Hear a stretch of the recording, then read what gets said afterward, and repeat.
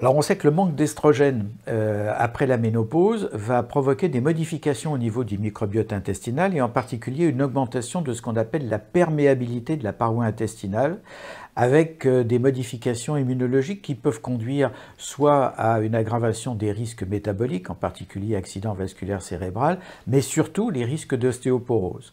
Et là aussi, on sait que le fait de supplémenter soit avec des probiotiques, soit avec des prébiotiques, en commençant avant la ménopause, ça pourrait prévenir ou en tout cas retarder l'apparition de cette ostéoporose qui est quasiment inéluctable chez toutes les femmes ménopausées qui ne sont pas supplémentées.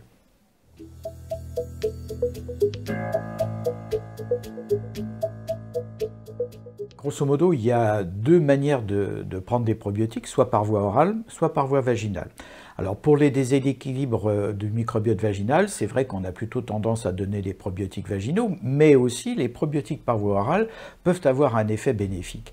Et l'intérêt des probiotiques par voie orale, c'est qu'ils peuvent aussi agir au niveau intestinal, puisqu'on a vu qu'il pouvait y avoir des désordres, en particulier l'ostéoporose, qui était liée souvent à un déséquilibre du microbiote intestinal, et donc il est très intéressant de pouvoir supplémenter par voie orale pour agir à la fois sur le microbiote intestinal et sur le microbiote vaginal. Mais il faut se dire que malheureusement, il y a de plus en plus d'inondations de probiotiques sur le marché et que tous ne se valent pas. Et qu'il est extrêmement important de choisir son bon probiotique. Et pour ça, il faut demander conseil à un professionnel de santé, à son pharmacien, à son médecin, parce qu'on a énormément de probiotiques qui n'ont malheureusement aucune des qualités nécessaires pour pallier les problèmes de la ménopause. Donc il faut bien choisir son probiotique, bien choisir la manière dont on va le prendre et surtout à quel moment on va le commencer. Alors mon conseil, ça serait plutôt de prendre des probiotiques avant la ménopause, avant que les premiers symptômes arrivent, c'est là où ça sera le plus efficace.